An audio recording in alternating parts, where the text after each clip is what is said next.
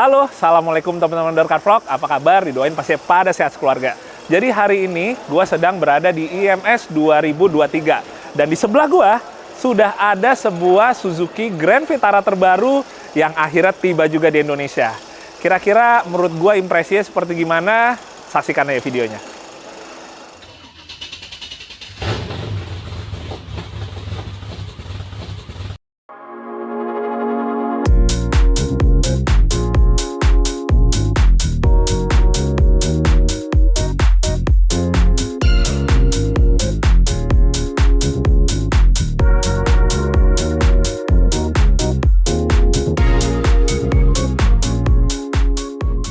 Jadi teman-teman, mungkin model dari mobil ini adalah satu-satunya model yang gue punya seluruh generasinya, baik generasi pertama, kedua, ketiga, dan insya Allah bisa memiliki juga untuk generasi yang keempat atau generasi yang terbaru ini, teman-teman. Kenapa gue senang dengan Vitara? Karena buat gue yang senang dengan kendaraan SUV, Vitara menjadi salah satu SUV ideal yang memiliki ukuran tidak terlalu kecil banget seperti Jimny, tapi juga tidak terlalu besar banget seperti SUV-SUV lainnya, di mana untuk ngomongin perawatannya itu sangat mudah, kita nggak banyak puyengnya teman-teman. Kalaupun misalnya kita ngomong untuk modifikasinya, kita juga sangat mudah untuk melakukannya, baik untuk bagian kayak kaki, untuk bagian mesin, dan lain-lain. Itu salah satu hal yang gue seneng dari Vitara sejak dulu, walaupun kalau kita ngomongin konsumsi BBM-nya, bagi sebagian orang mungkin agak boros teman-teman. Nah, tapi kalau ngomongin desain, dari generasi pertama sampai generasi keempat ini, gue sih nggak pernah kecewa ya teman-teman. Semuanya sukses ngebikin gue seneng dengan mobil ini, walaupun mungkin ada beberapa hal yang ada di mobil ini yang gue kurang srek ya. Tapi semoga ini juga bisa menjadi sebuah input juga untuk kedepannya. Kemudian teman-teman, kalau kita ngomongin untuk dimensinya, jadi generasi yang terbaru atau generasi keempat ini, dia secara dimensinya juga udah lebih kecil dibandingkan dengan generasi ketiga. Kalau waktu Grand Vitara yang generasi ketiga, itu masuk kategorinya masih compact crossover SUV, tapi yang sekarang, ini kategorinya adalah subcompact crossover SUV. Berarti kalau misalnya yang sebelumnya itu kurang lebih kelasnya seperti Honda CR-V, kalau yang sekarang ini kelasnya sama dengan Honda HR-V, teman-teman. Kalau kita ngomongin secara desainnya, teman-teman, dari mulai tadi misalnya bagian depan, samping, dan sampai ke bagian belakang, menurut gue emang kalau kita nggak kasih nama ini Grand Vitara, mungkin untuk sebagian orang nggak akan ngeh kalau ini adalah lanjutan dari Grand Vitara. Karena emang bodinya sekarang udah bener-bener ke arah crossover SUV ala tahun sekarang ini, yang mana lebih ke arah urban ya, yang kuat. Jadi nuansa perkotaan, nuansa untuk dipakai sehari-harinya itu lebih masuk gitu, lebih ada teman-teman. Ketimbang dari yang desain sebelumnya, di mana kita masih bisa ngeliat keker-kekernya sebuah SUV sejati. Tapi emang sebenarnya teman-teman, sah-sah aja sih, karena emang arahnya ini yang boleh dibilang sekarang udah lebih urban dibandingkan dengan Vitara waktu awal ada dari tahun 1988. Jadi itu menurut gue bisa diterima. Walaupun kembali lagi ke teman-teman, ada yang tetap berharap Grand Vitara yang terbaru ini desainnya tetap maskulin, tetap macho, tapi ada juga yang justru lebih cocok dengan desain yang lebih ke arah urban. Satu hal penting yang teman-teman mesti tahu adalah sekarang generasi keempat dari Grand Vitara itu dia udah menggunakan penggerak front wheel drive untuk basic dari penggerak rodanya. Jadi dia kalau di luar emang ada varian yang front wheel drive dan ada juga yang four wheel drive ya teman-teman. Dimana kalau yang four wheel drive itu teknologinya adalah all grip. Yang mungkin teman-teman udah pada tahu semua di Suzuki Jimny JB74. Nah tapi kalau yang masuk ke Indonesia, ini sekarang ini hanya ada yang varian front wheel drive teman-teman. Ada satu hal yang mungkin menurut gue cukup major perubahan dari generasi ketiga ke generasi keempat. Kita bukan ngomong desain ya teman-teman, yaitu pada bagian suspensi.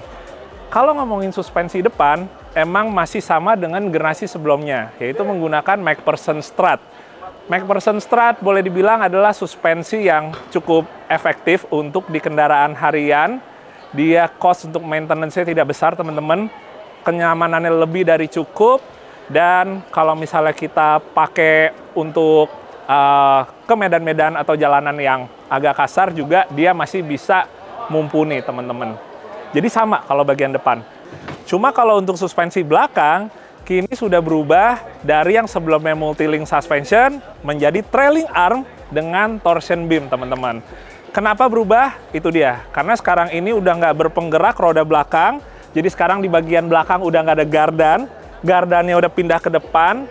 Jadi karena yang belakang ini udah kosong, nggak ada gardan, yang memang lebih cocok adalah menggunakan trailing arm dengan torsion beam, teman-teman. Ya mungkin di satu sisi juga bisa menekan cost juga, tapi pada intinya sebenarnya perubahan dari RWD ya basicnya ke FWD itu membuat suspensi di bagian belakangnya akhirnya disesuaikan. Kemudian teman-teman, kita akan ngebahas untuk mesin.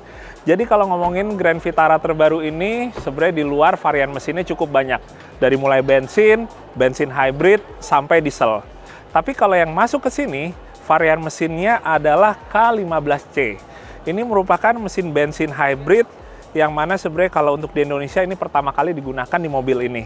Tapi kalau di luar sana, ini juga digunakan di beberapa mobil Suzuki yang lain, seperti misalnya Suzuki SX4, S-Cross, teman-teman. Mungkin kalau menurut gue enaknya mesin K15 ini karena banyak digunakan di Suzuki yang lain yang ada di Indonesia. Kalau kita ngomongin parts, terus juga perawatannya, tentunya nggak pusing, teman-teman. Jadi sekalipun kita mau pakai Grand Vitara ini mungkin buat road trip ke tempat yang jauh, yang boleh dibilang mungkin cukup remote, teman-teman, mesin ini tetap bisa diandalkan karena itu dia. Mesin ini cukup familiar dan banyak dipakai di Suzuki sekarang ini.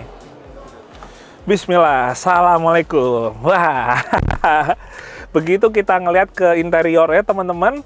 Pertama sebenarnya yang gua rasain langsung Suzuki banget ya rasanya. Pertama udah pasti misalnya yang ada di depan gue yaitu setirnya. Setirnya banyak Suzuki yang sekarang modelnya seperti ini. Jadi boleh dibilang begitu udah masuk ke dalam, gua nggak ngerasain lagi ada di sebuah Grand Vitara. Jadi rasanya ya gue sedang ada di dalam Suzuki modern, teman-teman. Kalau ngomongin posisi duduk, kayak gue bilang tadi, karena ini merupakan crossover SUV sekarang, jadi posisinya itu udah jauh lebih seperti sedan. Kalau dibilang nyaman, pasti nyaman. Itu salah satu kelebihannya. Tapi kalau misalnya ini pakai off-road, walaupun ya ini front wheel drive, kalau misalnya kita pakai off-road, posisi ini emang posisi yang mungkin sedikit agak lebih sulit untuk kita menghitung ujung-ujung mobil ini.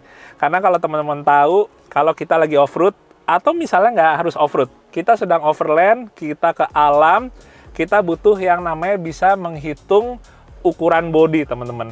Kenapa? Karena pada saat kita di alam, kita misalnya melewati jalan-jalan yang boleh dibilang kita harus memilih dengan cermat. Ada lubang, ada segala macam itu. Mobil yang posisinya cukup mendelep atau cukup tenggelam posisinya, itu akan sedikit sulit untuk kita ngebaca jalur. Ada lubang di sebelah kiri, jadi kita harus agak mepet ke kanan atau sebaliknya. Ya kurang lebih itu yang menjadi sedikit kesulitan kalau kita ngomongin posisi duduk yang tenggelam. Jadi kalau di bahasa kerennya itu kayak kurang commanding ya, atau visibilitasnya itu untuk di medan off-road agak kurang. Tapi balik lagi, karena tadi gue bilang sekarang arahnya lebih ke arah urban SUV atau sebuah crossover SUV, jadi justru yang ada dengan posisi seperti ini jauh lebih nyaman. Baik kita ngomongin harian di perkotaan, ataupun kita keluar kota, tapi sifatnya masih tetap di jalan aspal, masih tetap on-road. Ini menurut gue posisinya enak banget, teman-teman. Pengaturannya ini full manual, termasuk di bagian driver. Jadi buat reclining, buat maju mundurnya. Terus juga untuk setirnya juga sama. Dia modelnya untuk tiltnya manual. Sementara dia bisa teleskopik juga, teman-teman. Nah, kemudian kalau gue ngeliat di bagian tengah ini, pertama ada multimedia display-nya di bagian atas yang modelnya floating ya, bahasa sepertinya ya teman-teman ya. Terus untuk AC-nya juga digital. Terus kemudian untuk di bagian bawahnya kita bisa matiin traction control. Terus juga untuk sensor parkir juga ada. Dan untuk auto start stop-nya juga bisa dimatiin, teman-teman. Nah, sementara kalau ngomongin transmisinya, dia ini menggunakan transmisi otomatis 6 percepatan, teman-teman. Dan hanya ada satu pilihan transmisi. Sementara kalau ngomongin varian dari mobil ini yang belum gue sebutin dari awal, sekarang itu yang ada di Indonesia, varian untuk yang bawahnya GL, sementara variannya yang di atasnya seperti sekarang ini adalah GX. Kemudian teman-teman, kalau ngomongin untuk duduk di baris keduanya, menurut gua sih biasa aja ya. Maksudnya nggak terlalu luas, tapi juga nggak terlalu sempit. Kalau kita ngomongin untuk legroom-nya, ini lebih dari cukup, sekalipun teman-teman ada yang tingginya hampir mencapai 180 cm. Tapi kalau ngomongin atasnya, ini deket banget teman-teman. Jaraknya kurang lebih gua ini ke atap sekitar 4 jari, atau itu berarti kurang lebih sekitar 5 cm teman-teman. Nah, jadi yang ngebedain dibandingkan generasi sebelumnya dari Grand Vitara, kalau ngomongin kakinya emang nggak terlalu berbeda. Jadi sama-sama luas. Tapi kalau ngomongin untuk jarak headroom-nya, ini dibandingkan generasi sebelumnya malah lebih luasan yang dulu teman-teman. Yang sekarang ini malah justru lebih rapet lagi ke atap. Yaitu dia, mungkin juga karena secara overall-nya, desain bodinya itu udah lebih ke arah crossover SUV.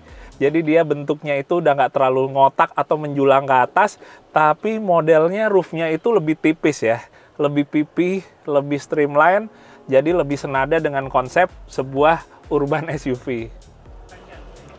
Oke, alhamdulillah teman-teman, jadi mungkin sekian dulu untuk kita bikin video first impression tentang sebuah Suzuki Grand Vitara generasi terbaru.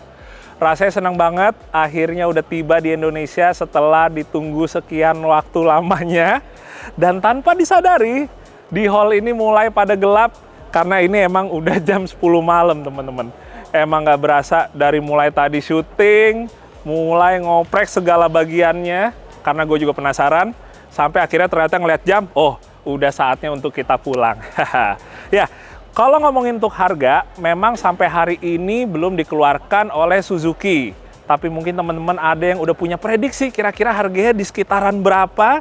Kalian juga bisa isi di kolom komentar sambil kalian memberikan pandangan kalian gimana nih tentang Grand Vitara terbaru ini.